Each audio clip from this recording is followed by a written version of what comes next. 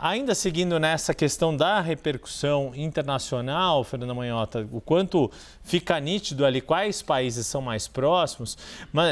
do regime de Nicolás Maduro, mas me chamou muito a atenção neste pronunciamento que Maduro fez agora há pouco, logo depois de ser proclamado vencedor pelo Conselho Nacional Eleitoral, o quanto ele faz menções e menções e menções a Juan Guaidó e em nenhum momento fala nem de Maria Corina Machado, que é a líder da oposição que foi impedida de disputar as eleições, nem de Edmundo González Urrutia, que foi o adversário de fato, candidato presidencial da oposição neste pleito. Recorrer a Juan Guaidó, que acabou caindo num ostracismo, você mesmo nos comentou o quanto a imagem dele se desgastou por suspeitas, inclusive de corrupção, o quanto isso também faz parte dessa estratégia de Nicolás Maduro de construir uma narrativa que justifique a sua posição e a adesão a este resultado proclamado e não precisar, entre aspas, prestar contas de forma mais transparente em relação ao processo eleitoral.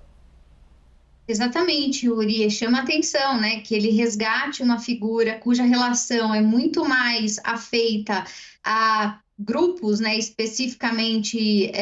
da direita, ou no mínimo dos críticos à esquerda nos termos de Maduro, do que fale daqueles que são seus opositores imediatos no pleito interno do país, que agora, né, acaba de ser concluído. Então, isso reforça a ideia de que a todo momento em que se vê ameaçado ou de alguma forma tendo a sua legitimidade questionada, ele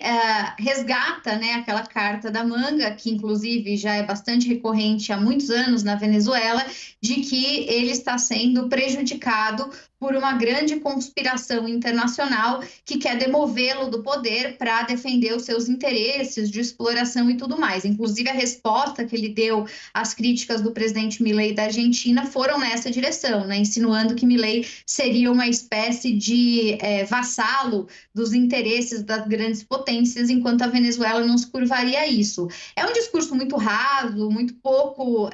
embasado, né, em evidências da realidade, mas que cala fundo, considerando que, é claro, os países do mundo ocidental, sobretudo europeus e os Estados Unidos, têm, sem dúvida, uma história de intervenções e uma série de coisas que acabam ajudando, né, a corroborar esse tipo de teoria. Então, ele mobiliza isso de maneira muito própria, né, na Venezuela. E também o que muita gente aventou quando, em princípio, se acreditava que dessa vez seria diferente, que na Venezuela talvez pudesse haver a vitória de uma oposição ainda que cerceada, que talvez houvesse uma transição de poder, é que talvez o que tivesse sendo imaginado pelo próprio governo era a encenação de um autogolpe. Isso chegou, inclusive, a ser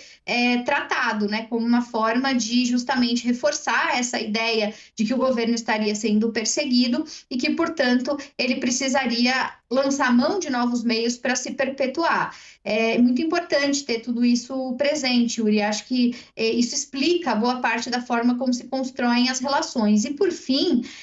chama a atenção, nessa lista que a gente fazia, né, dos governos todos que se manifestaram, o fato de que o principal aliado que hoje a Venezuela tem do ponto de vista internacional é, sem dúvida, a Rússia. Em alguma medida também a China, mas sem dúvida a Rússia. O que pode nos deixar uma interrogação nesse momento, para concluir, em que medida a gente não vai transformar a América do Sul num grande pequeno palco, né, para dizer assim, da crise mais global que a gente tem visto acontecer entre Ocidente e Oriente. Quer dizer, será que a Venezuela não vai virar o nosso microcosmos de disputa entre Estados Unidos e Rússia? E qual é o impacto que isso tem para a região?